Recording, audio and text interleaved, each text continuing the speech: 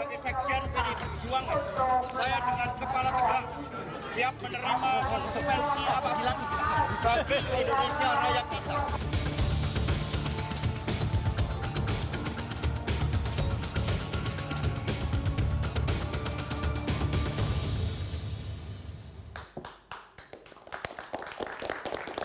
Terima kasih Anda masih bersama kami di Political Show. Sekjen PDI Perjuangan Hasto Kristianto resmi ditahan KPK pasca menjalani pemeriksaan sebagai tersangka kasus suap terhadap mantan Komisioner KPU Wahyu Setiawan yang melibatkan Harun Masiku. PDI Perjuangan menuding ada intervensi pihak lain yang memicu penahanan Hasto.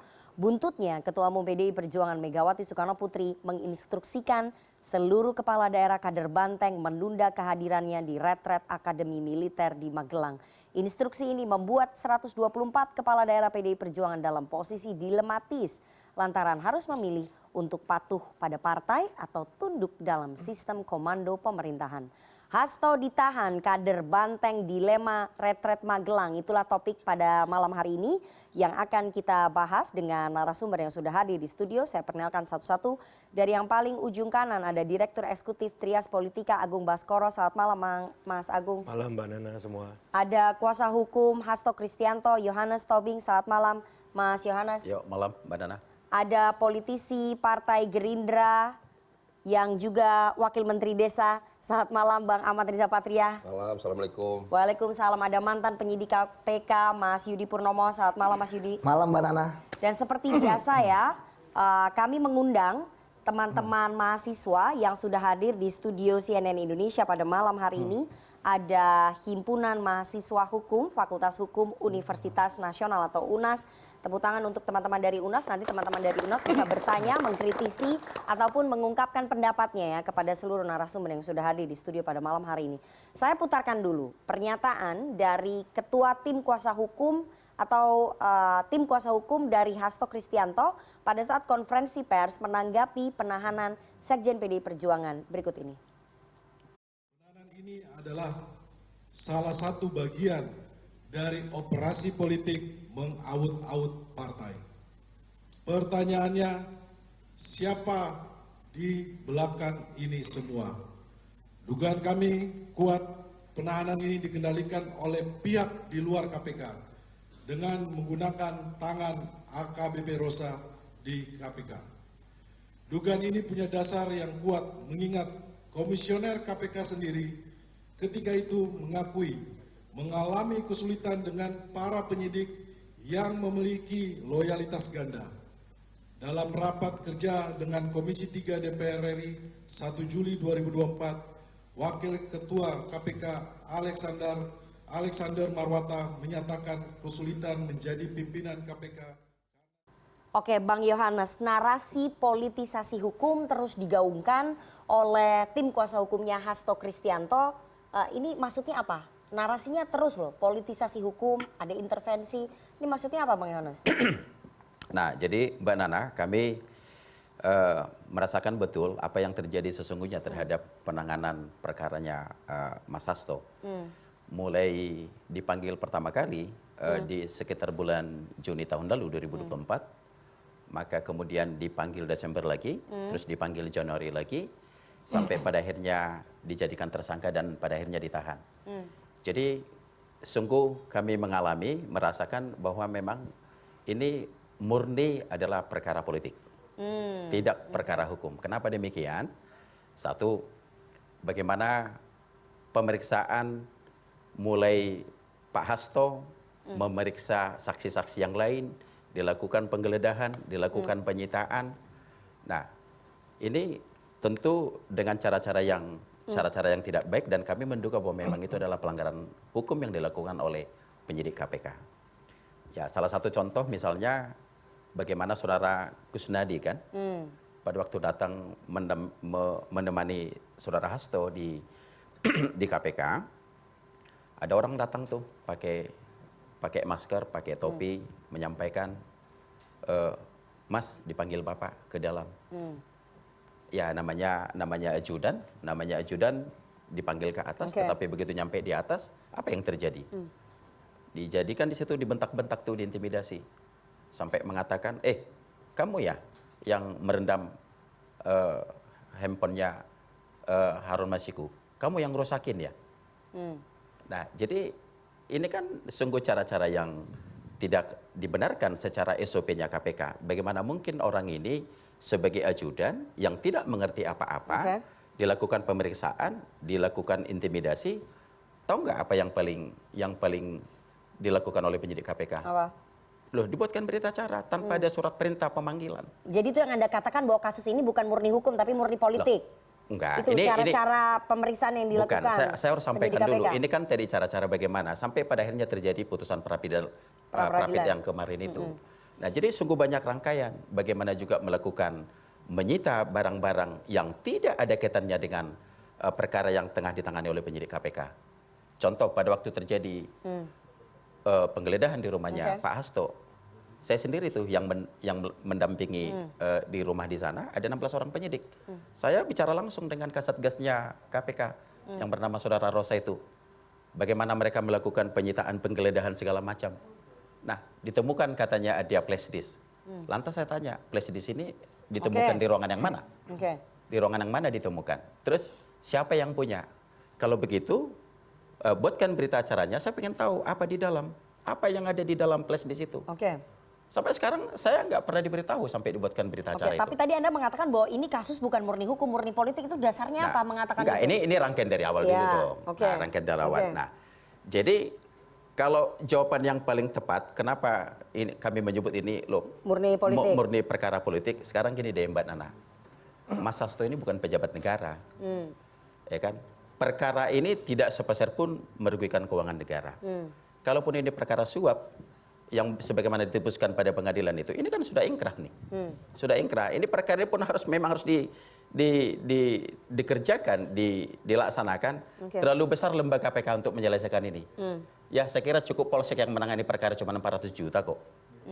Ya kan, kenapa harus KPK? Jadi ini rangkaian-rangkaian yang kita rasakan. Maka kami meyakini betul ini memang murni perkara politik, bukan perkara murni hukum. perkara politik itu kenapa? Apakah karena memang targetnya Sekjen PDI Perjuangan untuk menghancurkan partai atau bagaimana? Atau untuk menyingkirkan Mas Hasto? Itu Mbak Nana sudah jawab. Enggak, makanya itu kan datangnya dari Anda. Ini murni perkara politik. Apa dasarnya? Nah, jadi gini, yang terpenting kan saya kan harus bicara dong bagaimana keadaan hukum ini dilakukan dengan cara yang baik atau tidak.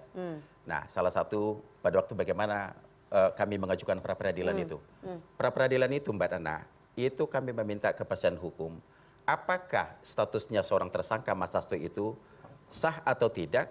Apakah sudah dilakukan secara baik dan benar? Tapi banyak juga kan tersangka yang mengajukan pra-peradilan kemudian kalah. Contohnya Ketua Umum Partai Golkar dulu, Setia Novanto, 2 kali pra-peradilan juga ditolak. Artinya bukan hanya Mas Hasto yang mengajukan pra-peradilan, tapi banyak juga tersangka-tersangka lain, pejabat-pejabat politik juga yang mengajukan kemudian kalah dan tetap ditahan. Jadi saya tidak dalam membahas perkara orang lain. Jadi artinya begini, kami membawa perkara ini ke pengadilan untuk menguji sebenarnya apakah Mas Hasto ini penetapan ini sah atau tidak. Nah, kan mungkin teman-teman semua udah lihat tuh Mbak Nana udah lihat bagaimana keputusan pra-peradilan itu kan. Satu, dengan alasan katanya ini dianggap obscure label, dianggap kabur dan tidak jelas. Terus kemudian dengan alasan kenapa sprindik yang 2 itu, kenapa dibuatkan permohonan digabung menjadi 1. Emang di mana diatur ketentuan mau digabung kek, mau tidak kek gitu kan. Nah terus pertanyaannya begini, kalau saya mengikuti cara pemikiran dari hakim tersebut, nanti kalau KPK bikin 5 penyidikan sprindik, harus 5-5-nya gugatan pra-peradilan. Apa harus kami bikin 50 gugatan? Nah, sementara ajas peradilan tahu nggak Banana apa? Kan harus mudah, cepat, ringan, sederhana. Nah, jadi nggak ada diatur mengenai itu. Terus yang kemudian, kenapa tidak pernah dipertimbangkan itu saksi-saksi fakta yang sudah kami hadirkan? Ada ahli yang kami datangkan, baik dari termohon maupun dari pemohon. Nggak ada dalam pertimbangan itu. Si hakim bilang ini ada 364 halaman. Setelah kita ikutin cuma 6 lembar diputuskan. Dan tidak ada pertimbangannya, tidak ada penjelasan yang konkret terhadap itu. Kalau Anda menyebutkan, satu lagi yang paling saya mau jelasin. Mbak, yang namanya pra-peradilan itu tidak ada putusan yang namanya NO. Ini putusan abu-abu ini. Harus jelas dong, diterima atau ditolak. Nah, kalau itu NO, ini kan hukum acara pidana yang kita pergunakan untuk menguji sah atau tidak. Keputusannya hukum acara perdata, NO. Nah, kalau NO yang dipakai, aku boleh kasasi dong.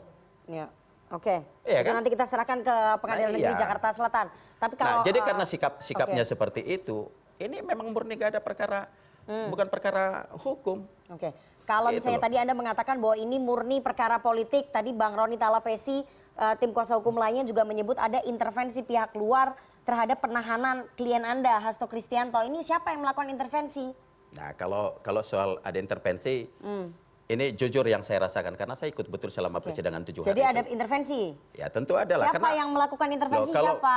Kalau masalah intervensi dilakukan itu, kan kita sudah lihat putusan ini harus bisa diuji kok kebenarannya. Iya. Tetapi faktanya harus gugatan kita yakin betul harus Iya, yang diterima. melakukan intervensi siapa? Nah, ya. Siapa yang berkepentingan melakukan intervensi Nah. sehingga harus menahan Hasto Kristianto Loh, dan kami memenjarakan boleh Hasto dong Kristianto? menduga kan. Oke, iya dugaannya siapa? Loh, kami boleh dong menduga dong.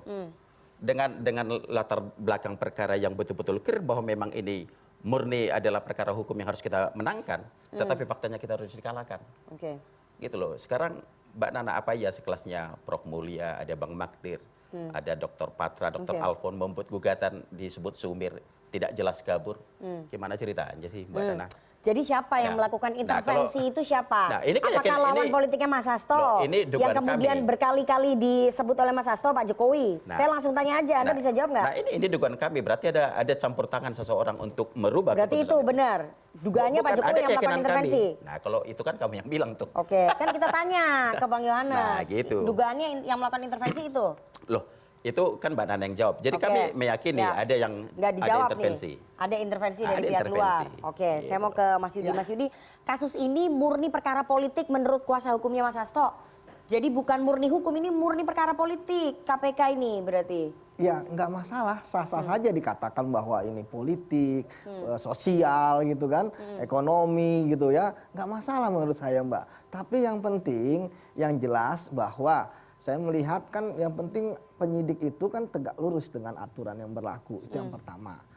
Kemudian yang kedua, kasus ini kan saya pikir penyidik ketika sudah melakukan penahanan tentu KPK ingin kasus ini selesai, kemudian dibawa ke sidang pengadilan tindak pidana korupsi. Dan kemudian kan juga Pak Hasto kan juga sudah mengajukan pra peradilan yang pertama. Saya pikir KPK kemarin itu kan baik hati sekali gitu ya, menunggu memberi kesempatan, baru kemudian kan memanggil ya. Sebenarnya kan ketika kemarin memanggil kan di hari Senin ya, artinya kan tidak ada suatu momentum apapun ya di hari Senin, tapi kan kemudian kan tidak hadir ya dengan mengatakan akan mengajukan pra peradilan yang kedua, dan kemudian KPK pun memanggil lagi ya karena KPK tidak menerima alasan tersebut ya, bagi KPK kan tidak patut dan tidak wajar gitu. Ketika KPK kemudian melakukan panggilan yang kedua ya, nah di situ kan kemudian di hari sebelumnya kan ada kompres lagi ya bahwa alasannya masih sama. Tentu ketika alasan masih sama, KPK udah pasti akan menolak, dan kemudian KPK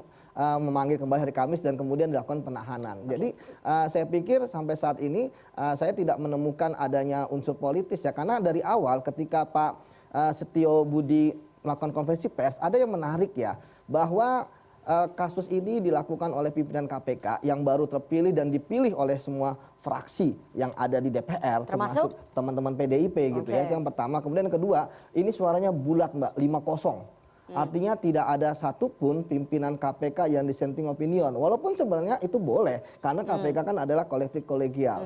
Kemudian ketika dikatakan misalnya Mas Rosa gitu ya, sahabat saya selama di KPK gitu ya, karena kita sering satu tim menangani kasus, ya saya pikir dia adalah orang yang profesional gitu ya. Dia sudah pasti tegak lurus dengan aturan dan kami sudah biasa menangani kasus politik Mbak. Dan maksudnya gini, kami sudah punya banyak pengalaman lah, semua partai pasti semuanya akan mengatakan ini politis ya, tapi semuanya kan tidak bisa membuktikan ya. Kami menangkap menteri, kami menangkap anggota DPR, DPRD, itu semua kan dari semua partai ya, bupati, wali kota ya Bang ya. Tapi kan kemudian ketika dibilang isu politis dan sebagainya tidak pernah terbukti di pengadilan perkara pokok bahwa ini ada pesan sebagai, pasti ada alat buktinya Mbak. Nggak mungkin mengada-ngada, ada saksi yang diada-adakan, ada bukti yang karena dalam dipalsukan. konferensi pers Ketua KPK Pak Setio mengatakan bahwa penahanan dilakukan untuk mencari bukti-bukti. Artinya kan ada asumsi di publik bahwa buktinya ini nggak cukup, makanya harus ditahan orangnya kemudian untuk menambah bukti lagi. Itu gimana tuh? Itu penjelasannya ada bukti yang memang dua alat bukti untuk menetapkan tersangka, tetapi ada juga namanya penguatan memperkuat alat bukti ya. Untuk apa? Untuk melengkapi berkas perkara. Kita tahu bahwa untuk memenuhi berkas perkara yang lengkap itu kan harus memenuhi semua unsurnya, ya setiap orang dan sebagainya. Ketika kemudian tadi Bang Jo mengatakan apakah kemudian Pak Hasto itu bisa ditangani oleh KPK, ya bisa, karena unsur menyuap kan tidak dilihat dari penyelenggara negara tapi setiap orang judulnya. Baru kemudian Pak Wahyu Setiawan barulah dia jelas pegawai negeri atau penyelenggara negara. Jadi misalnya kalau Pak Hasto yang menerima ya nggak bisa kena, ya kan? Tapi kan ini adalah setiap orang. Jadi disitulah ada unsur ini setiap orang. Pak Hasto kan posisinya sebagai pemberi suap, maksudnya itu bisa yang berbeda. dijerat. Betul. Kalau penerima suap itu nggak bisa. Nggak bisa. Oke. Ya. Seperti itu Mbak. Jadi ya saya hanya berharap bahwa KPK segera menuntaskan kasus ini. Kalaupun tidak tuntas ya KPK harus bersiap menghadapi pra peradilan yang diajukan oleh Pak Hasto yang akan dilangsungkan pada tanggal 3 Maret ya sidang perdananya. Seperti itu Mbak. Baik, tadi dikatakan bahwa ada intervensi pihak luar terhadap buru-burunya penahanan Hasto ini. Kira-kira KPK memang bisa diintervensi? Ya nggak bisa Mbak. Kalau kita bicara Anda jujur. yakin KPK nggak bisa diintervensi? Ya, Mbak, yang milih orang politik semua loh. Betul, tapi kan di KPK banyak orang Mbak. Saya suka di KPK, kenapa? Karena di sana itu banyak orang Mbak, dari berbagai macam mata belakang. Dan semuanya itu punya pendapat masing-masing. Ada dari kepolisian, ada dari kejaksaan, ada dari internal KPK. Yang semuanya saling mengawasi Mbak di KPK. Kalau ada melakukan kesalahan Mbak, ya siapapun dia itu akan kena. Makanya kalau misalnya tadi saya katakan gelar perkara itu kan dimulai dari Satgas. Dari Satgas masuk ke deputi penindakan. Kalau dari deputi penindakan udah oke, baru kemudian dibawa ke pimpinan Mbak. Dan semua hadir di situ Mbak. Ya, dan nggak satu suara ketika misalnya berdebat.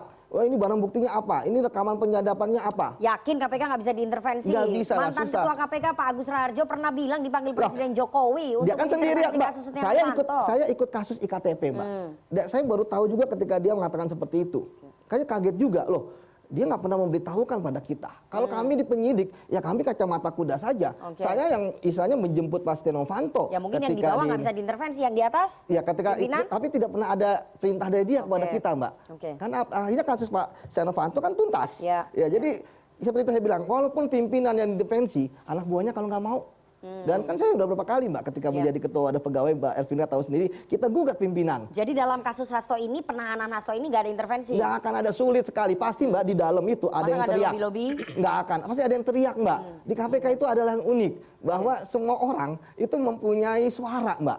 Seperti pasti ada muncul di mana-mana ada bocor dan sebagainya ketika ada intervensi seperti itu. Oke, Mas Agung, Anda melihat ini murni perkara politik atau murni hukum atau memang ya ini perkara politik dan hukum dicampur aja jadi satu? Susah untuk memisahkan antara politik dan hukum karena saling berkelindan dalam konteks negeri kita yang demokrasinya belum matang. Dan saya melihat kasus Mas Hasto ini cukup dalam ya karena mengamputasi tangan kanan Ibu Ketum. Mbak Nana bayangkan tangan diamputasi tangan kanan itu kan bleedingnya luar biasa, menghujam sekali sehingga mau nggak mau Ketum itu mengeluarkan surat instruksi untuk ya menunda retreat, kemudian supaya kader standby. Berarti kan Mas Hasto ini luar biasa dalam pengaruhnya di partai sehingga Ibu Mega butuh waktu untuk mentransformasi, mengadaptasi semua perubahan yang terjadi pasca beliau ditahan. Oke, kalau Anda lihat bahwa kita belum masuk ya ke instruksi itu ya, bahwa ini kasus murni perkara politik, kira-kira siapa yang berkepentingan untuk mengintervensi dan mendapatkan keuntungan ketika Hasto Kristianto ditahan dan tidak bisa melaksanakan tugasnya sebagai sekjen? Ya, sekuennya terlalu lama, 5 tahun gitu. Ada penundaan dan saya kira ini perlu diingatkan juga PDIP punya kontribusi di sana. Maksud saya ketika PDIP ngomong intervensi kekuasaan, PDIP berada di kekuasaan itu dalam periode 5 tahun tadi. Jadi jangan kemudian kita ahistoris bahwa ini semata-mata karena sekarang yang berkuasa Gerindra misalkan. Tapi ada PDIP di sana dan ini harus kita lihat secara utuh bahwa masing-masing punya kontribusi memainkan kekuasaan itu. Sehingga kalau dibilang ini kasus politik ya benar. Karena ini ditunda terlalu lama dan tidak ada kekuatan di luar politik yang bisa melakukan itu. Kalau hukum kan kacamata kuda kata Mas Yudi. Ya sudah kalau ini A, B, B. Kalau di politik bisa abu-abu. Bisa C, bisa di antara A dan B seperti itu. Jadi saya melihat memang motif politiknya kuat dan itu tidak bisa dimungkiri. Seperti itu. Siapa yang punya motif politik kuat untuk menahan Hasto Kristianto dari luar tadi menurut Anda? Ya, siapa yang mendapatkan keuntungan yang selama ini disebut oleh Mas Hasto atau gimana? Ya kalau dalam gelar pasca perkara kemarin Mas Hasto ditahan kan berapa kali diulang-ulang keluarga Solo, Pak Jokowi seperti itu. Dan saya kira ini semacam recall kepada publik, ada semacam arahan untuk membuat common sense yang itu ditujukan agar ya keluarga Solo Pak Jokowi menjadi common enemy seperti itu. Oke, jadi narasi politisasi hukum itu memang sengaja digaungkan sebagai strategi pembelaan ke publik. Iya, salah satunya supaya publik objektif melihat kasus ini punya rentetan yang panjang dan memang mau nggak mau kita harus melihat utuh lagi, tidak hanya di masa sekarang tapi juga di masa lalu di mana kasus ini seperti ditahan, tidak bergerak, stagnan dan seterusnya seperti itu. Oke. Saya mau ke Bang Riza. Bang Riza, sulit kalau menurut Mas Agung memisahkan bahwa perkara ini adalah murni hukum. Ya ini politik dan hukum berkelindan begitu. Nah, saya ingin tanya ya sebagai Anda orang dekatnya Pak Prabowo.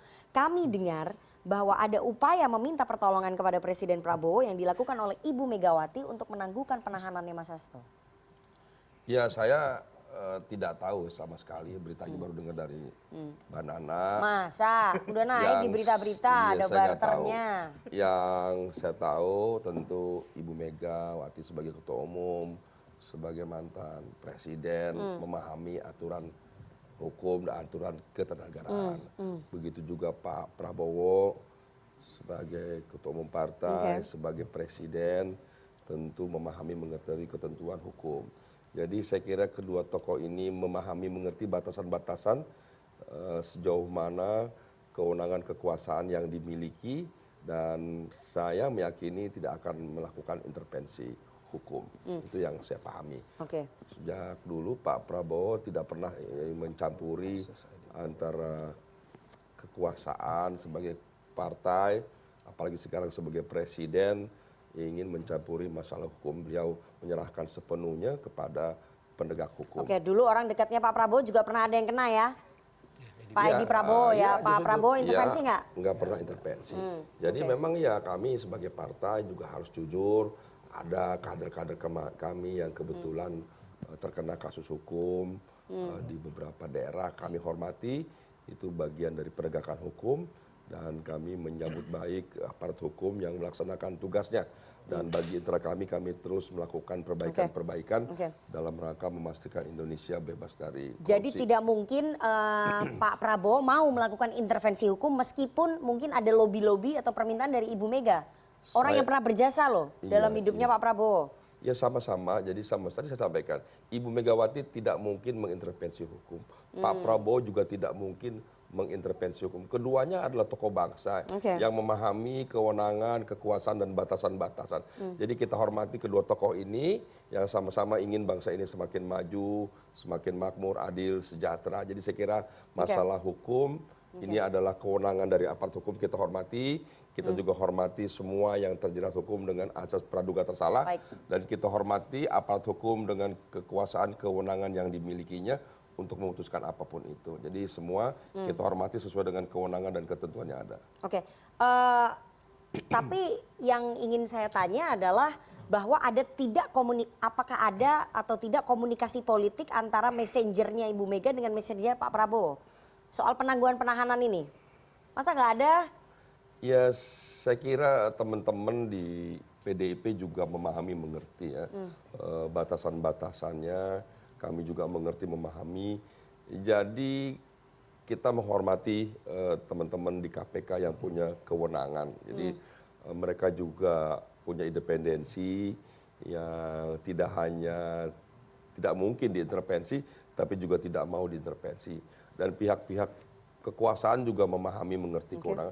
Jadi kami sangat yakin Pak Presiden, Pak Prabowo dan jajarannya kami di internal tidak pernah mengintervensi kasus hukum. Siapapun itu kami serahkan kepada aparat. Jadi kami hormati semuanya.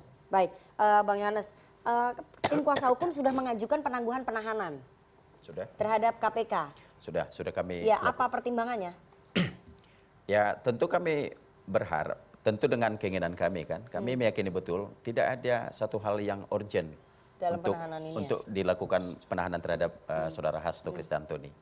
Maka pada waktu diperiksa, kami karena memang sudah roman-romannya kami lihat memang selesai diperiksa akan ditahan, makanya kami siapkan segera permohonan untuk penangguhan penahanan itu. Tapi sebelum ke situ tadi karena si Mbak Nana kejar-kejar saya terus siapa yang soal intervensi kan. Kan tadi disebut sama Mas Agung, benar nggak? Iya, tapi Mbak Nana kan lihat bagaimana ketika Mas Hasto itu sudah menggunakan baju orange tuh. Ya, meminta KPK memeriksa keluarga Pak Jokowi. Bagaimana pernyataan yang cukup kencang dengan kuat kan?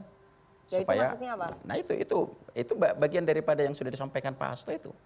Itu situasi kebatinan yang harus disampaikan. Oke. Kenapa sampai saya harus dijadikan seperti ini? Oke. Nah itu udah cukup jelas itu. Penangguhan penahanan ini gimana? Bisa dikabulkan nggak? Karena dalam sejarahnya kayak KPK belum pernah ya, Belum pernah. mengabulkan penangguhan penahanan. Ya soal penangguhan penahanan namanya juga permohonan toh. Permohonan ini kami menyampaikan alasan-alasan yang kuat di situ, ya bahwa di situ juga ada penjamin, jangan salah nih. Bahkan Penjaminnya siapa? di tingkat DPP akan menjamin itu. Siapa? Ya Ibu Mega? adalah di penjaminnya dari DPP. Nah maka kami mohonkan untuk bisa ditangguhkan kan gitu. Itu permohonan kita. Tim kuasa hukum pasti berkoordinasi dengan DPP PDI Perjuangan. Anda kader PDI Perjuangan kan? Saya kader. Kader PDI Perjuangan pasti tahu bahwa itu juga sudah beredar di media, teman-teman wartawan juga sudah dengar bahwa penangguhan penahanan ini statusnya memang dikomunikasikan. Ada lobby-lobby tingkat tinggi yang dilakukan oleh petinggi PDI Perjuangan dengan petinggi Partai Gerindra supaya status penangguhan penahanan ini dikabulkan. Nah kalau soal ada lobby-lobby, saya harus bicara dengan rangkaian saya sebagai penasihat hukumnya Saudara Hasto. Ya. Yang kami sampaikan ini karena itu juga dibenarkan secara hukum, nggak ada yang salah di situ. Kami mengajukan surat permohonan, ya tentu kami dengan harapan semoga dengan segala pertimbangan-pertimbangan yang kami sampaikan itu, sekiranya Ketua Pimpinan KPK bisa untuk mengabulkan itu. Jadi Anda mendengar bahwa memang ya itu kan proses hukum ya, bahwa proses politiknya lobby-lobby itu dilakukan. Kalau sejauh itu saya belum pernah dengar itu. Oke, Kalau jadi dari sejauh itu. DPP belum mengafirmasi itu ya? Soal untuk misalnya persyaratan untuk melakukan permohonan ini, penangguhan ini, ada keluarga, ada istri. Bila perlu kalau masih kurang juga, ya kan ini ada DPP yang juga untuk menjamin. Gitu. Mas Yudi, dalam sejarahnya KPK pernah tidak mengabulkan penangguhan penahanan? Setahu saya nggak pernah ya. Semua pejabat tinggi di Republik ini yang pernah tersangkut kasus nggak pernah dapat penangguhan penahanan. Jadi gini Mbak, memang ketika KPK melakukan melalui penyidik ya melakukan penahanan, ya tentu biasanya memang otomatis ya tersangka akan mengajukan penangguhan penahanan ya. Mungkin karena bosen di penjara kali ya atau karena takut ya. Jadi memang pasti pengajuan itu kepada pimpinan KPK. Karena yang memberikan surat perintah penahanan kan bukan penyidik, tetapi pimpinan KPK. Yeah. Nanti pimpinan KPK setelah membaca surat tersebut kelima-limanya, kemudian nanti akan meminta pertimbangan dari penyidik. Ya, penyidik ya nanti akan menyampaikan di depan pimpinan KPK. Ya kalau memang diperlukan, kalau tidak komunikasi bisa dengan nota dinas dan sebagainya, bahwa misalnya kami tidak bisa memenuhi permohonan tersebut atau mengabulkan karena alasan misalnya berkas perkara akan selesai, ya bahwa dia dibutuhkan, bahwa kami duga dia akan melarikan diri, kami duga akan mengulangi, pokoknya adalah alasannya. Dengan alasan tersebut kemudian pimpinan ya akhirnya menolak untuk mengabulkan. Itu hal yang biasa dan memang tidak pernah Mbak dalam sejarahnya. Itu sebabnya kenapa. Tapi ini dengan lobby-lobby politik tingkat tinggi bisa masuk angin nggak itu? Nah ini kan nanti akan dilihat. Penangguhan penahanan bisa keluar. Ya saya pikir kalau ini keluar pun ya saya pikir itu bukan ada lobby-lobby politik ya, tetapi karena profesionalitas dari penyidik gitu ya. Anda meyakini itu ya? Ya melihat itulah. Oke, karena lurus banget melihatnya ya. Betul. Karena dalam sejarah KPK nggak ada tuh yang nggak ada. ditangguhkan Kalau ada penahanan. akan menarik juga Mbak. Ini akan menjadi Presiden buruk sejarah. bagi KPK. Ya ini kan kasihan KPK-nya lagi naik daun gitu kan. Sekarang dari 60 ke 70 hasil survei Litbang gitu Kompas. Kalau misalnya ada seperti ini kan akan buruk lagi. Walaupun jadi menahan Hasto itu untuk mempertahankan itu ya. Walaupun elektabilitas dan walaupun sebenarnya popularitas bukan dari situ KPK, Mbak. atau gimana? Penegakan hukum kan lebih kepada bagaimana pembuktian seperti itu ya. Namun kan setidaknya kan ada korelasi juga ya kan termasuk indeks persepsi korupsi ya kan yang menaik dari 34 ke 37 begitu Mbak. Mas Agung, menurut Anda lobby-lobby politik dilakukan nggak untuk negosiasi status penangguhan penahanan itu? Sangat mungkin ya, karena hari terakhir ini delegasi kepala daerah dari PDP mulai mengalir ke Magelang. Jadi ada jeda 4 hari masa penyesuaian bleeding tadi, saya melihat ada komunikasi-komunikasi politik yang mungkin saja terjadi di panggung belakang dan sampai pada satu momen teman-teman kepala daerah tadi mulai berdatangan. Tapi juga tidak menutup kemungkinan lobby-lobby itu tidak ada. Kenapa? Karena sepertinya ketika Mas Pram tadi mulai datang ke Magelang, saya belum melihat atau mendengar ada instruksi baru dari untuk Ibu Ketua Umum untuk mengarahkan para kepala daerah ini untuk langsung datang. Jadi ini semacam zona atau situasi abu-abu yang akhirnya membuat Ini menyulitkan ya posisinya. Ya dilematisnya luar biasa gitu. Ini milih negara atau partai kan seperti itu, dan harapannya dengan dilema ini ada semacam ya diskresi atau penyesuaian dari PDIP maupun dari negara bahwa jangan sampai kader-kader PDIP yang kepala daerah ini dirugikan. Tapi Anda meyakini ya bahwa memang ada lobby-lobby tingkat tinggi yang dilakukan soal status penangguhan penahanannya Hasto? Saya menduga ada. Kenapa? Karena jeda 4 hari ini kan waktu yang lama dalam politik. Dan tidak mungkin serta-merta kepala daerah ini kemudian mulai mengalir ke Magelang tanpa ada arahan ataupun instruksi dari ibu kota. Sejauh mana Pak Prabowo kira-kira mau? Kalau menurut Bang Riza nggak mungkin Pak Prabowo mau intervensi, ini terlalu jauh. Kalau bahasa Mbak Nana tadi kan ada messenger-messengernya, bukan Pak Prabowo, bukan Ibu Mega, tapi messenger ini yang kemudian mencari titik temu dan titik tengah. Mungkin tidak menangguhkan, tapi mungkin ada arahan-arahan lain yang membuat bahwa Mas Hasto kemudian retreat dan agenda-agenda lain bisa disesuaikan seperti itu. Oke, baik, nanti kita akan masuk lebih dalam ya soal dilematis para kepala daerah ini, tapi kita harus jeda terlebih dahulu. Jangan kemana-mana, tetap bersama kami di Political Show.